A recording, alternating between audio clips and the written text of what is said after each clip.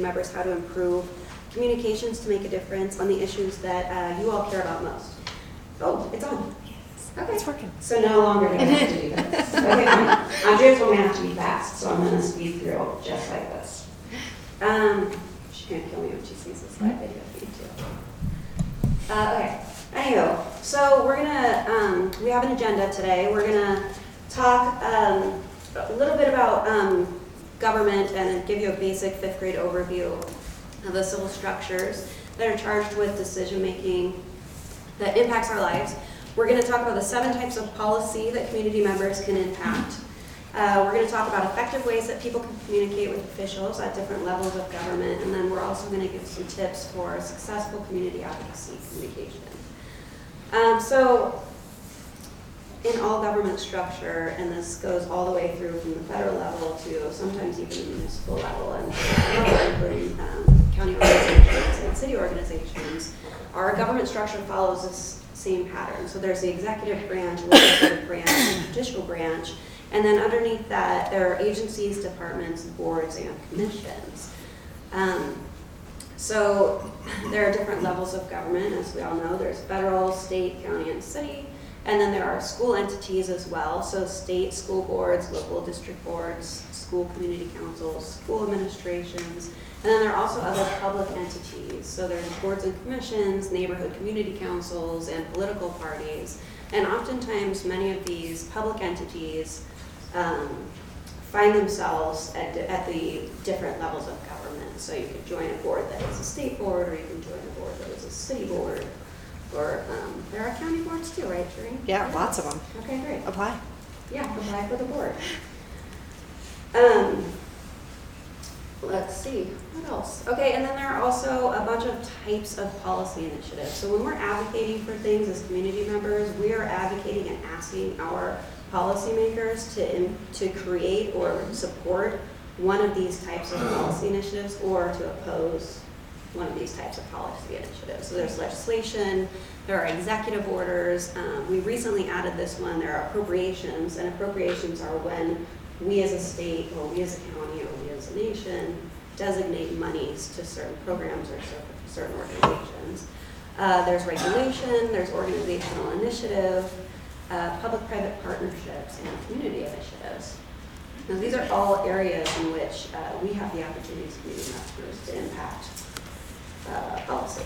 Oh, we're going to go back. Okay, so I'm supposed to invite the panelists to come up and take their seats, but since they've already done that, they're very efficient. They're quite efficient. I'd like to talk just a little bit and see who's in the audience today.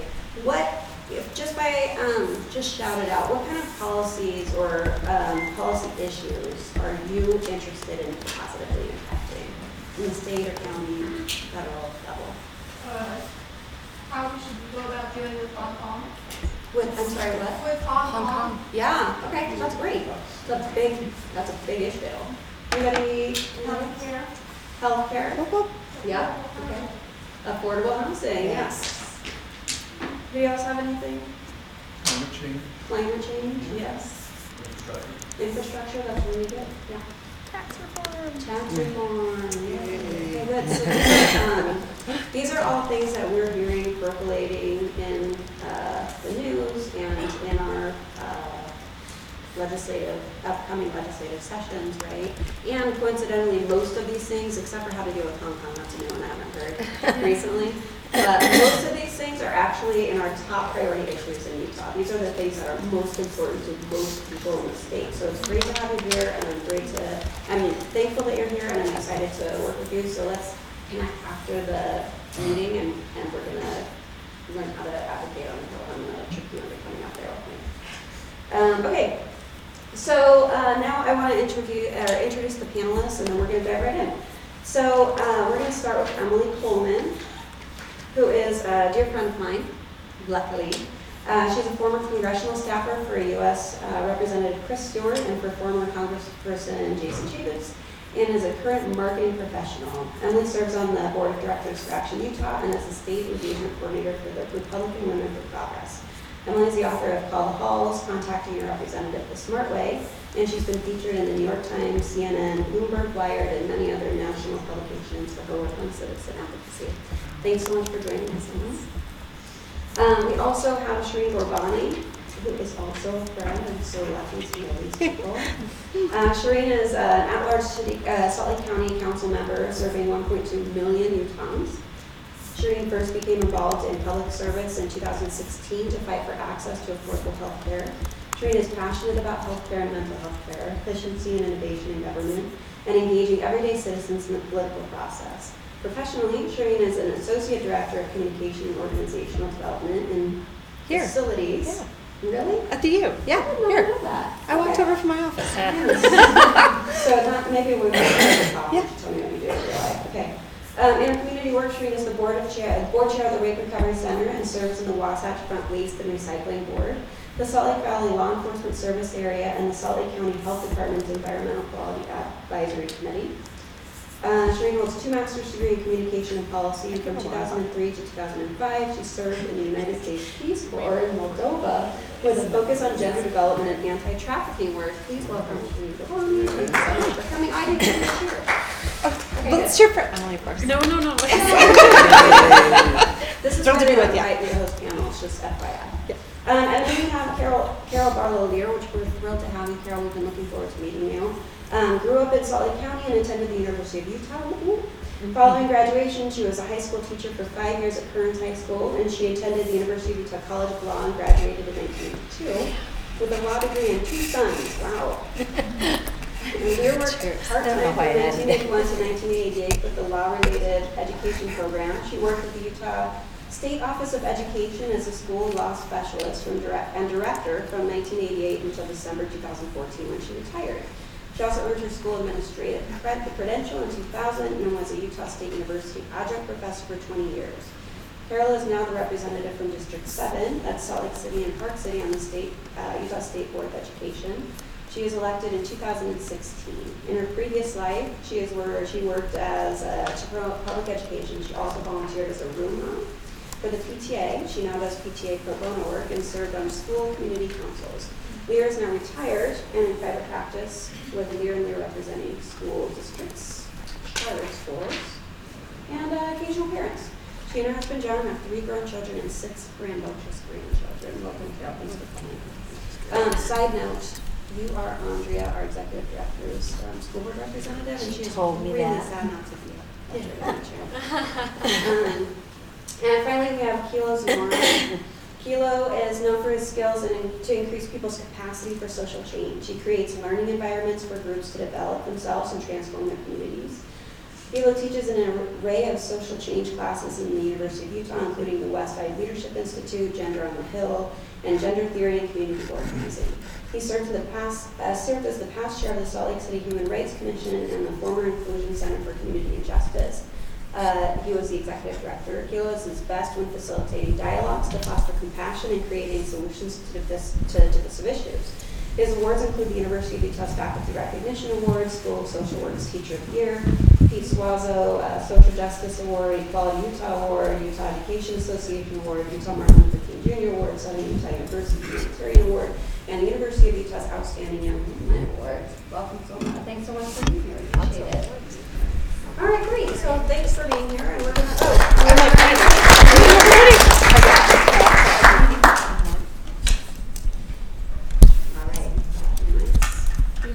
Okay, I'll hold it between They're us. hot mics. Don't say anything you don't want your mom to hear. Okay, we're going to dive right into the questions. So you each have different experiences working in or around government and have all experienced community advocacy in your own ways. Will you please briefly describe the work that you do or have done as public servants, candidates, or advocates, and how you've experienced community advocacy in that capacity? We can kind of just take turns, whoever feels. Let's start with you, Shereen. Oh, jeez. Okay. Where have I been involved? So, first of all, thank you so much for being here today. I love that you're interested, and I'm sure it wasn't just the pizza, so thanks for coming down.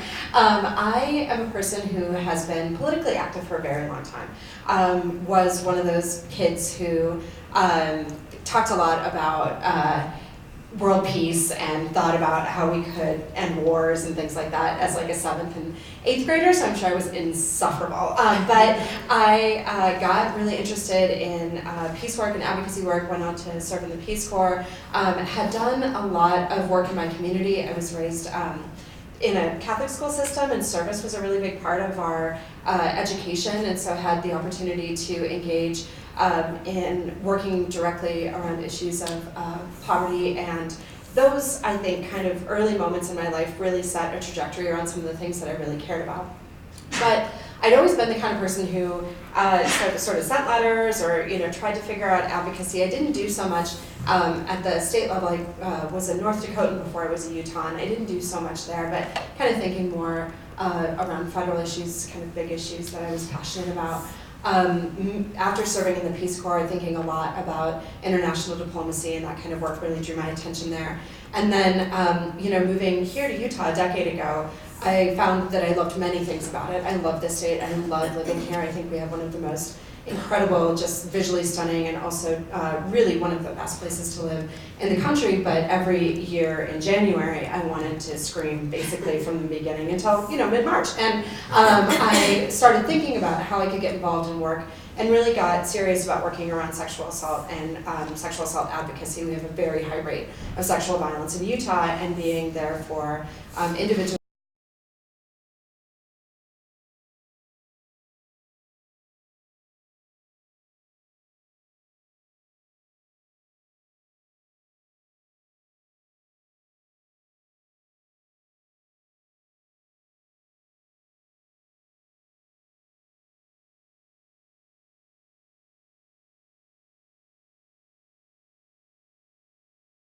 mom raising me as a teacher in a undervalued profession, and I just was consumed by, I'm going to cry about it maybe, both grief and rage about our system and what it does to people. And so I was like, I got to do something big. I don't know what it will be, but it ended up being running for Congress. I ran in the 2nd Congressional District against an opponent who had voted against the ACA every chance he got, without the opportunity to come forward with clear solutions on how to reduce the cost or increase access to healthcare. That was the driving force for me. So healthcare was a really big motivating issue, though I had done many things in my past kind of leading up to that. But that was sort of my entry into the candidate side, but really a long life of being an advocate for many issues I cared about. I've also had kind of a long interest in public service. I was elected to my first delegate position for the Republican Party down in Utah County when I was 18, just a couple weeks after I turned 18 actually. I grew up in a very small town in Utah County near Payson. And my dad served on the school board, and he and I, that was just sort of what we did together. We served on campaigns, we were very involved politically, and then in 2008, which has been over a decade now, and I can't even wrap my head around that, I campaigned for Jason Chaffetz against Chris Cannon, and then after that I joined his staff as an office manager. And one of the big things I did is I'm a Utah County native, and so I stayed in Utah County and worked in his Provo office as a caseworker. My job was quite apolitical. I wasn't really doing much with policy at all, actually. And what I was doing was meeting with constituents in the Utah County area and stakeholders. That meant civic, county leaders, state leaders, and business leaders, and people who were involved in community advocacy for nonprofits or other community action sort of groups. And I met with them. That was most of my day, was meeting with them. And so I listened to a lot of people and a lot of stories and distilled all that information then so that the people who were making policy in our DC office had the information from back home. I was essentially the conduit back home, or back to DC from the home office, essentially. I worked for Jason for 4 years, and then when Congressman Stewart was elected in 2012, he recruited me to be his casework manager, and I worked in his Salt Lake office for almost 2 more years and did the same sort of work. My policy areas that I focused on were immigration, healthcare, and education, and some technology stuff as well, especially towards the end as that became a much larger thing in Utah. I left public service in 2014 and went into what I thought was going to be a quiet career in private service. And in 2016, I had a series of tweets go viral about how to contact your representatives that just kind of blew up.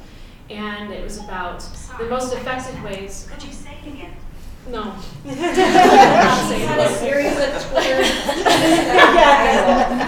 in 2016. Yeah. So anyway, Sorry. I had this series of tweets go viral, and I did a lot of interviews with a lot of big news organizations about how is the most effective way to contact your representatives. In 2016, there were a lot of people who were feeling very unmoored and wanted to know, how can I be more involved? And having done a lot of listening to people, I knew a lot of the best tips and tricks, like how were people getting my attention when I worked in those offices, and how can people who really wanted to be involved do it? Because most of the time in my office, I was hearing from one fringe or another. I was hearing from the people who called over and over and over again, who showed up at everything. We recognized their faces. But I knew that there were like 500,000 people that had never talked to me, that had never communicated with me in any way, shape, or form.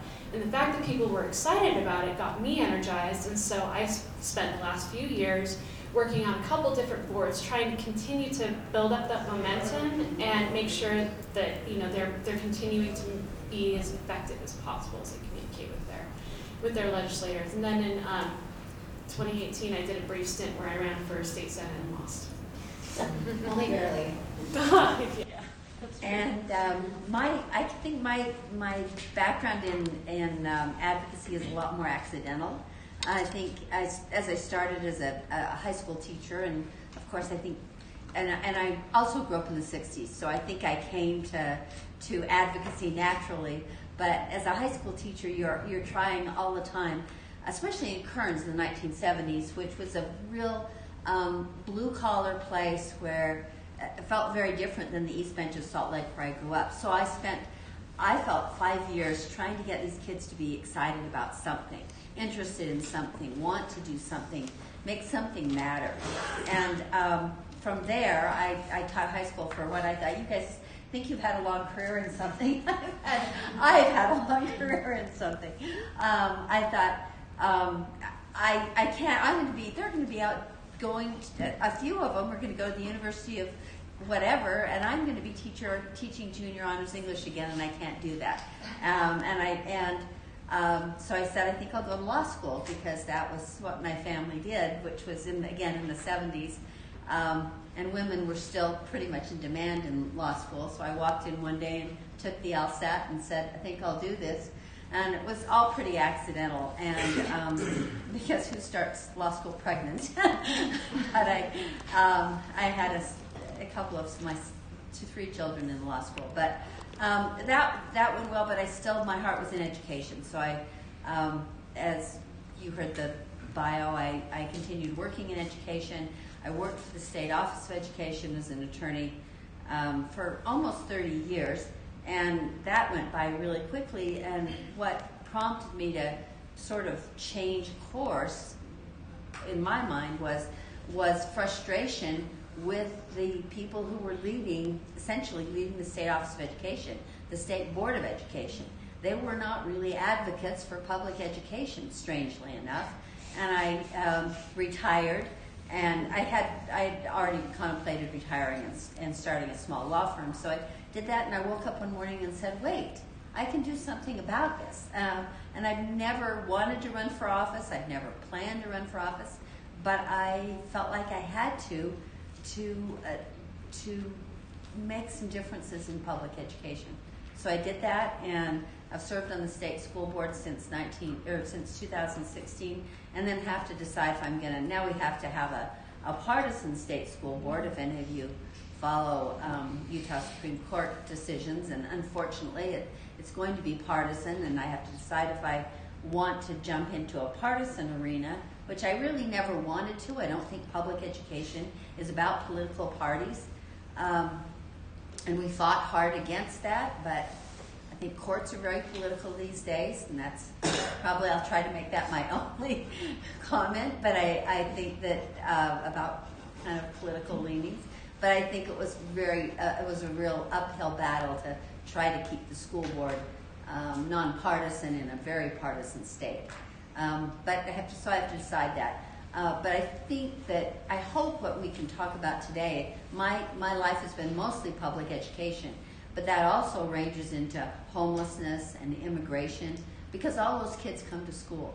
It's a very central service for all families, most children. And so I hope we can have some discussion about that, because if you can get involved in public schools, you're influencing young people and you're influencing a lot of other issues. Thank you. There's a lot of experience up here.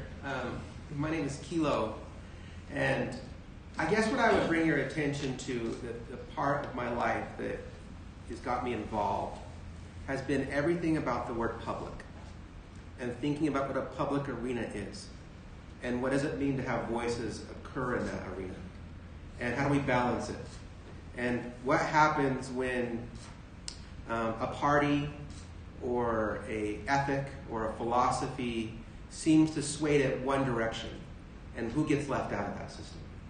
So my life has been around that since I was 17, mostly holding dialogues to have conversations about understanding what it means to balance power, and seeing if those dialogues would go anywhere. And sometimes they went far, but other times I felt inadequate. And my inadequacy was, how do you move the dialogue from the public square into the political square?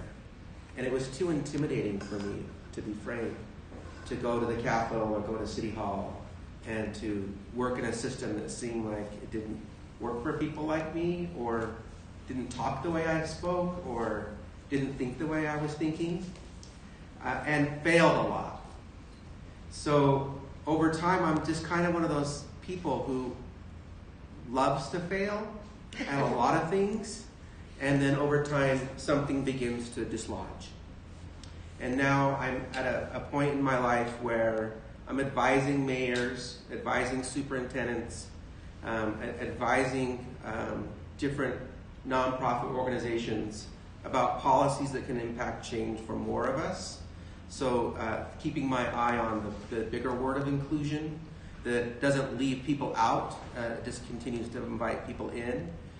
So some days you'll see me at the Capitol working on a bill, and other days you're going to, right now I'm working on Mendenhall's transition team, focusing on diversity, and I hope to talk about that transition team. And other days I'm working with superintendents on how do they get more community and voice involved to change their strategic plans.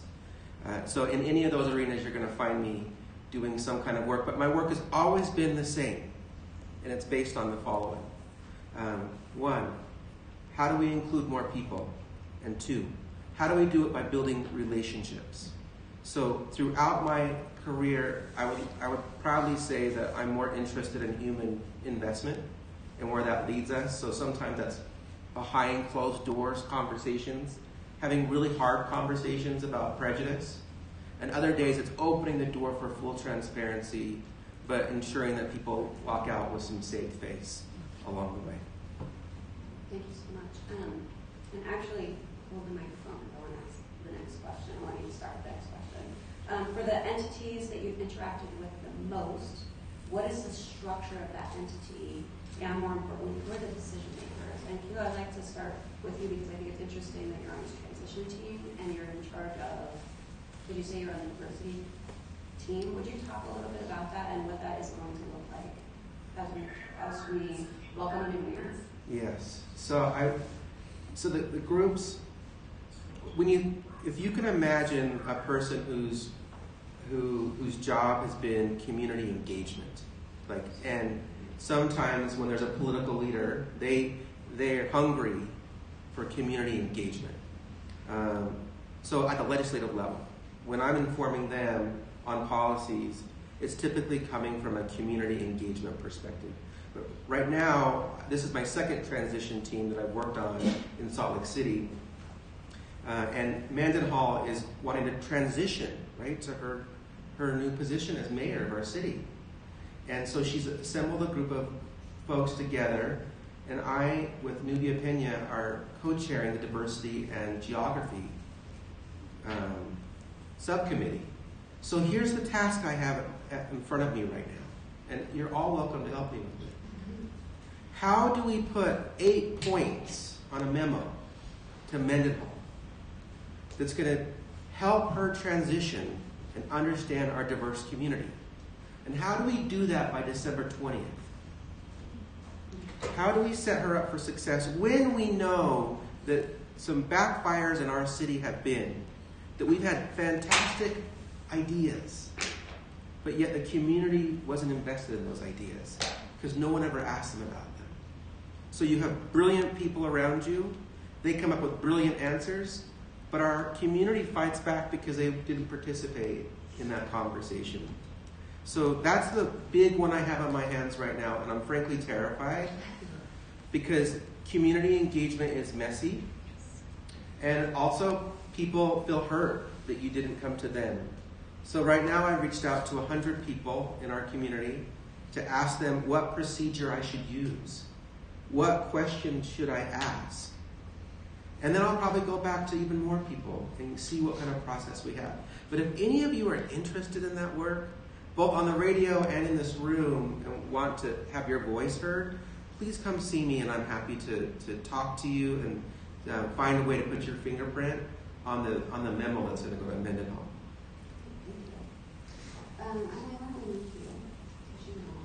Yeah, so it would seem like, having worked for the federal government, the easy answer for who is the decision maker is the congressman or congresswoman or representative. Unfortunately, well, maybe not unfortunately, it's not that easy. Representatives, while they are elected, and ultimately it's their name that's voting, yes or no, it's all them at the end of the day. Those decisions are a lot more complex, and they involve a team of staff. That was what we did, is we all had our individual area assignments, and it was our task to research and understand and become the expert in those areas. Because with the number, and this is true on a federal level and a state level, the number of policies and the amount of legislation that's coming down the pipe, it's impossible for one person to be an expert in all of those areas. And so you have to rely very heavily on your staff and make sure you're hiring people who do have those expertise or who are willing to get that expertise to help you make those decisions. So one of the big things that I talked about when I talked about contacting your representative is don't focus only on meeting with the legislator. That's one person. The most effective community advocates were the ones who understood the staff's role and were willing to get into our office to talk to us frequently. We knew who they were. So that when a big issue came up like healthcare or education or immigration, I had a list of people I knew who I could talk to, who I said, you know, so-and-so is fair. And I understand that if I go to them and ask them, how is this going to affect your hospital, or how is this going to affect your healthcare system, they were going to give me a straight answer. And they were going to be available for me to call. Otherwise, I wouldn't have known where to go. There's so much going on. Those who proactively reached out to our staff were the ones that got in the door. And so what I saw a lot of were folks who came into the office and said, I want to talk to the man upstairs, like I want to talk to the man up top. And frankly, didn't really have a whole lot of interest in talking to me or our legislative director or any of our legislative aides, when working up through that chain would have been essentially much more effective than talking to the representative themselves. And so that was my experience working on a federal level that I think maybe doesn't come to mind to most folks when they think about advocating to their federal legislator. Thank you. That's great. I really appreciate that answer. What about in the county house? So, quick extra piece. So last year, I ran for county council through a special election. We had because McAdams was elected to Congress, then the county mayor seat was open, and then a county council seat, which I ran for and won in February. So now I'm on the other side of this. So receiving information is a really interesting place to be too. Some of the things that I would say are most, and I think we'll talk about this in greater detail a little bit later, but I do think those relationships are really important. If you're willing to build that relationship, if you've got an issue that you are an expert on or very passionate about, just want to see change on, starting that relationship early, because often I think what happens is something gets on your radar because it's on the agenda. By the time it's on the agenda, it's really hard to sometimes change or interact or take in feedback. And so if you know that climate change is a key issue for you, or healthcare is a key issue for you, figuring out how you can make a little bit of room in your life, and I know your lives are busy, but to connect with your council person or your representative at whatever level, to have those conversations early about what you're thinking about. And even if it's just something you think would be a cool idea, I can't tell you how many emails I get that are just like, I got a cool idea, here's what it is.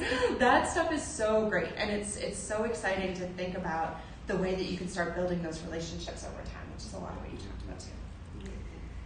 And I think it's important. I've been the staff person, so I agree with you. I've also been the decision maker. And it's interesting how different those two positions are.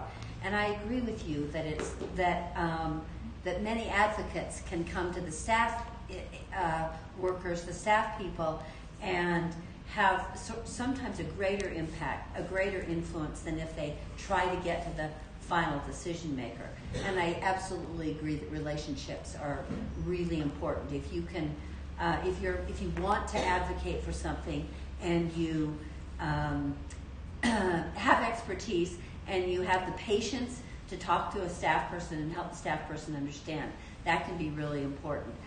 I also think, though, as a decision makers don't listen to practitioners. It really makes me crazy that I've been a high school teacher, and that was a long time ago, but a lot of people who talk about education, they want to be policy education people. They don't want to understand what it's like to be in a classroom with 40 kids day after day after day after day, with too few resources, and the kids are hungry, and the air is bad, and they don't want to go out for recess. And so all of these things play into it. But I really think that those people who find themselves, whether it's Kilo, whether it's as a county commissioner, you find yourself as the policy maker, you, I think, have a really good and strong responsibility to listen to practitioners. Listen to people who are actually doing the work. And that's harder because you listen to people who are in the homeless shelters in order to make decisions about homelessness. But I really try hard as a policymaker now about education to listen to teachers and see what their lives are like. I don't have much patience with people who just want to talk about policy. I want to talk about the practical issues and how do we make a difference? How do we get the money there? And I also am really kind of tired about advocating for things and not funding for them.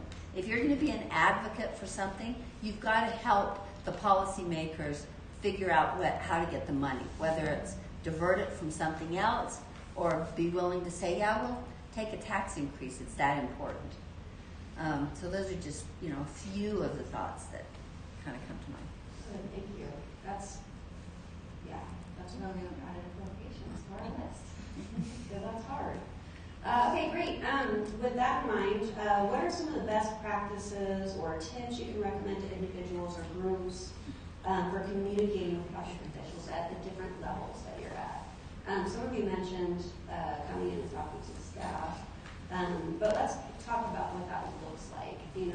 What is effective for you, Emily, when somebody is coming to you and wanting to talk about your day-to-day job?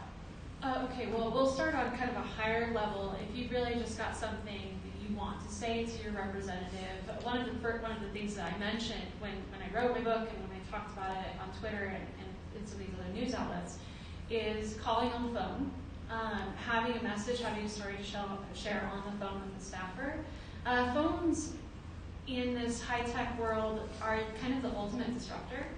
It kind of breaks up the day when you get a phone call from somebody. You're going to remember it more.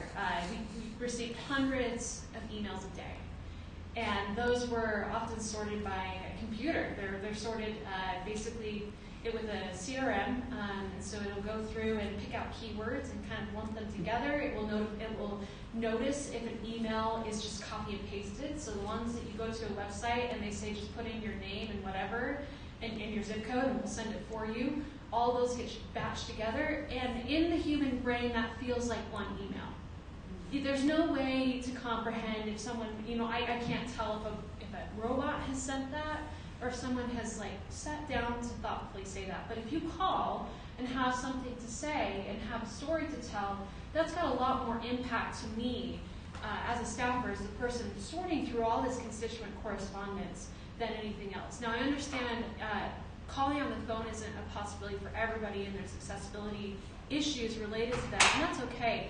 Sending an email is great too, if you need to, or sending a letter. Those things should be done as personally as you can, and with your individual story in mind. Try not to use a template, whether it's call or an email or whatever you're doing. Use the thoughts that are in your head, and remember, the people on the other end of the phone used to be me, and often it's our interns from the Hinckley Institute or from BYU or from UVU who are answering those calls. They're humans. I was a human. My interns were all humans that had feelings and were people. I don't know if any of you have interned for representatives. Any of you in this room? No? Okay, good. Well, ooh, it's really fun. So yes, in DC or in the district office, they were people. And so you're talking to a person. And I'll tell you from my personal experience, I walked into Congressman Jason Chapin's office feeling some very strong feelings about certain issues. And it was calls from people and constant day after day conversations with people in person and on the phone that eventually made me think, you know what, maybe my 21-year-old brain has not figured this all out. And there's some stuff I don't know. And hearing people's stories and hearing expert opinions and listening to stakeholders made me think there is a whole diversity of opinions and different ways to make policy. And all of those things were very important in my personal development, but also in working with my bosses who I often saw have some of these kind of similar changes over time with opinions. And it's kind of that slow etching through the rock of opinion as you call and have your voice known and have that public opinion. It's not so much the individual drips, but kind of the tidal wave or the steady stream that will etch through and make those changes. And that's one of the big things you need to keep in mind is keep that story in mind, keep your goal in mind. What is it that you want them to do? Do you want them to vote for something? Do you want them to vote against something? Do you want them to propose something? What is your goal? And then shape your message and how you reach out to your representative based on that. Not necessarily on what is the exact time of day I should call, what is the voicemail I should leave, what are the exact words. You need to think about what is the change that you're trying to make and craft your message and your delivery in that way. I'm a big fan of people coming to meetings.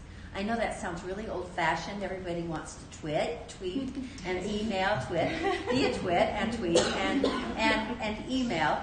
But if I see people sitting in front of me at a state school board meeting, if I go to a local school board meeting and I hear people's comments, and I know it takes time out of your day and you have to find a place to park and all of that stuff, but those are the people that are most influential to me. I read all my emails, I read all my texts. That helps, and I don't, deny that that's influential sometimes. But what makes a difference to me now is seeing who's in the audience and having you make a public comment. I've worked with the legislature for 25 plus years, more than that, and it seems to me that if anybody can make a difference, it is those people who are sitting in front of them every single day, and that isn't very convenient for most people or possible. But if you have one issue and you can actually be there to a committee meeting or a committee hearing, and then find a way to talk to that legislator afterwards, that seems to be able to make a difference because you're actually putting yourself in front of them. If you oppose what they're for, you're kind of embarrassing them by just looking at them and saying, I'm here and I don't agree with you and I'm going to be here every day until you hear what I have to say, and I'm going to bring 10 of my friends and we're going to vote. And I've seen that make a difference, because I think a lot of policymakers hear so much information that they do have their minds made up. I find it very hard to believe that legislators, I'm only talking on the state level because that's mostly been my experience, but I find it hard to believe, somebody said tax reform, that this whole experience is not just one giant dog and pony show. And I want to believe it's something else, but I believe if people come to those hearings and bring their friends and say, no, we will not support any cut in expenditures for education, that will make a difference. I'm interested in finding much about this. Oh, do you want another one? Whoever. Go. Okay, all right. I would say yes to all of these things, all these pro tips that are up here, and maybe just a couple of others to consider.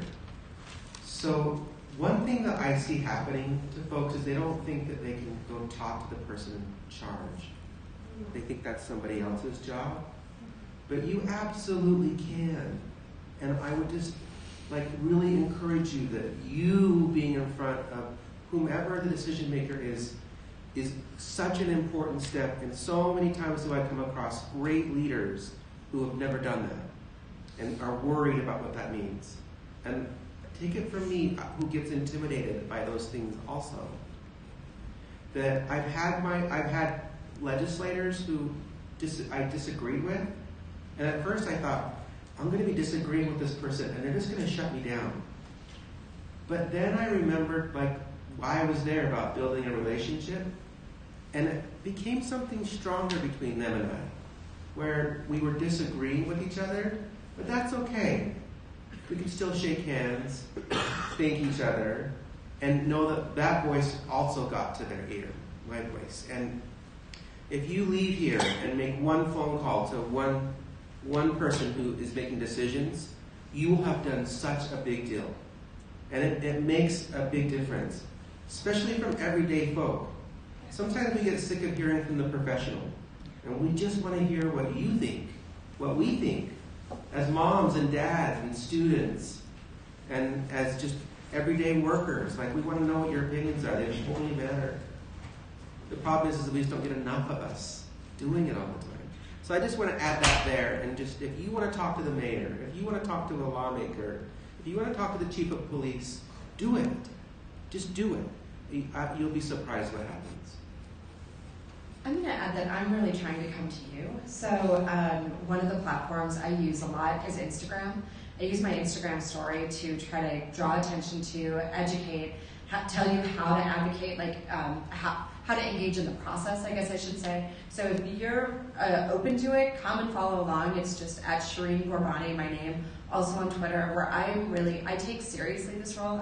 I feel very honored to serve you here in this community, and I feel like it's my job to give you access to what's going on. And on Tuesdays, on council days, you will see just so many slides in that Insta story where I'm showing you, these are the meetings, this is what's happening, here's what I'm hearing, here's what's going on with the budget, here's how to talk to people about it, here's how to let your opinion be heard. And I'll also do a lot of kind of surveys. I actually have 2 up right now. Have you contacted a representative ever? And how'd it go, right? And then I share those answers to try to help create that bridge for people who feel intimidated by the process. So I'm trying to come to you, and I wherever you take your phone and are willing to take me, I'll go with you. So come follow along and let me know what questions you have. And if you'd ever like to, I'd love to have you with me at the council. So I know Tuesdays can be hard, but if you're interested in county life, I'd love to have you along. Just one point you might note what Shireen is saying, and Twitter is an important venue, and Instagram is an important venue, and so is Facebook. So these social media areas, legislators and lawmakers are using them, and they are a way in which they're communicating effectively to a larger group. And so I'm watching that kind of activism and engagement really work, and I'm glad to hear that you're using it too. But that's our trend. That's just where we're at now. So I just would encourage you to get on there and start talking to folks as much as you can.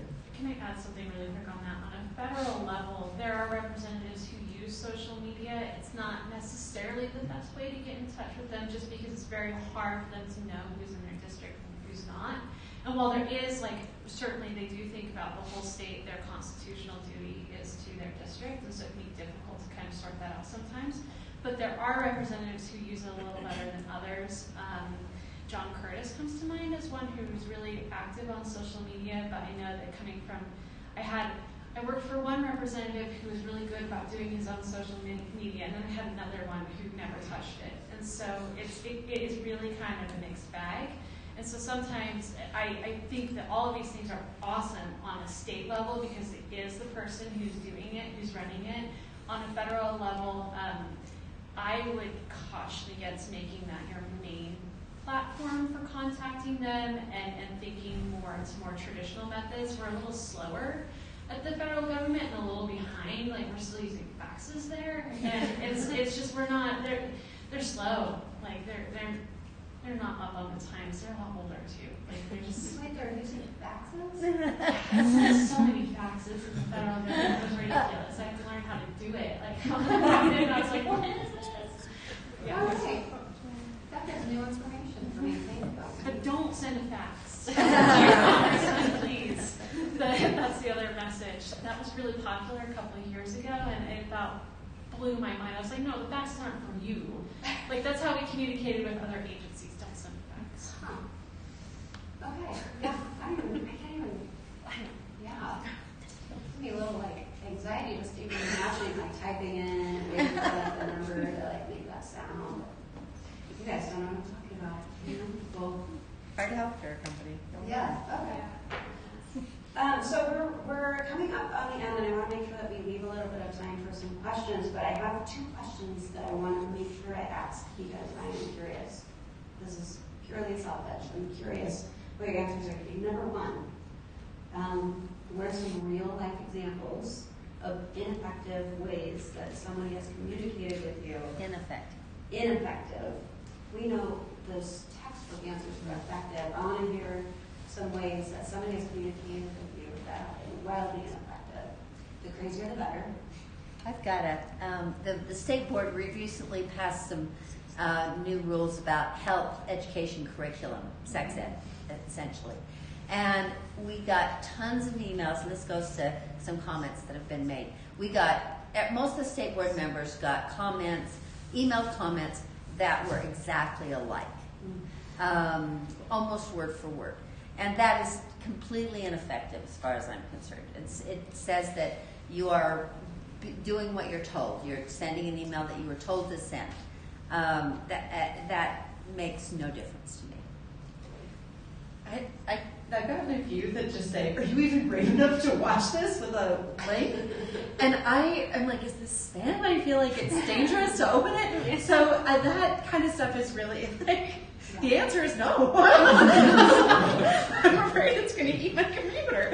So I think that's that kind of stuff is really, I just don't even know what to do with it. So yeah. I would say, like I mentioned before, the copy and paste thing is probably ineffective, but I think sometimes people ask me if protests are effective, if showing up at a rally or something like that, or showing up at one of our town halls and spitting on me. That doesn't really, I think, I know that really did happen, but it's okay. Whatever, I'm over it. I think that when it comes to protests and things like that, again, when it comes to dissent and social movements, when you look at civil rights movements or women's right to vote, those sorts of things, they're not a monolith. There's a whole bunch of different voices, and sometimes they're competing with each other. Some people naturally feel drawn to more of those things like protests and rallies. I think that's fine. In fact, I think when you look at dissent, you have a whole spectrum. And if you didn't have people who were out on the streets and marching and rallying, you wouldn't have people in the room making relationships, right? You need all of these people from up and down the spectrum to make it work. But is a rally going to get you into the office to talk to the representative? Probably not. But that's okay. That doesn't always have to be the goal. Sometimes it can just be awareness. So you have to think again about what is your message, what is the thing you want them to do, and how's the best way to do it. Because I could never say, no, a march is not effective, because in many ways it actually is. It kind of moves the needle, it does some things, it makes kind of a splash, so that things get moving in a situation where maybe there's a stalemate. But if you look at kind of through history, a lot of times those people who were the big, loud kind of change makers were maybe not necessarily in the room where it happened, but that doesn't mean that they didn't have an impact on those conversations, even from an outside perspective. And I hope that kind of makes sense for you, so that you can understand what I'm talking about is if you want to talk to your congressman, there certainly is a way to approach it. And I think what Kilo has talked about here, about some of the ways in which he approaches that, is a very moderate, that type of approach for diplomacy. And if that's not your jam, that is okay. There are plenty of other ways to do this and make an impact based on what is your own personality, what is in your heart, what is in your mind. Just try to think about that as you approach your representatives. Just yes to all of that. One more thing, and this has kind of been mentioned, but it's a reality. Most of these policymakers are at least as old as I am. Some of them are older. So to think that they just have to come around to the way you communicate is not going to happen. If you really want to make a difference, you've got to communicate with them the way that they're used to communicating, and not that things won't change, not that there aren't younger policymakers, but you're not going to get through to a lot of the state representatives and senators by tweeting and saying, why didn't he respond to my tweets? Or my various kind of, they'll do the old-fashioned thing. That's why I'm sort of a fan of being there and staring in people's eyes. Also why your vote is your first line of defense. Yeah. If you really want to make change, you have to be campaigning for the people that you want to win, and you have to vote. Because ultimately all this communication is backwards. It's trying to make change after the biggest changes already happened, which is the election. The most important thing you can do is vote. Vote and take 10 people with you. Mm-hmm. When people used to say to me, and a little dumb state school board election, but they'd say, what can I do to help you? I'd say vote and take 20 people to the polls with you. And that still is, as old-fashioned as it sounds, it is absolutely as backwards the other way around, because we will not have more women in the legislature. We will not have more views that support what the people want until the people who are there are different. So we've got to bring about change one voter at a time. Ooh, setting this out on socials. Mm-hmm. Yeah. Okay, great. So, final question. Now, we have experienced in Utah some really tumultuous periods of time with our ballot initiatives, and then the ballot initiatives being changed, and then being changed again. And we get this a lot at Action Utah. Why does it matter if I show up? If they're just going to change things with that in mind, and I suppose that this has probably crossed some of your minds here in this audience. Do you believe that public input matters?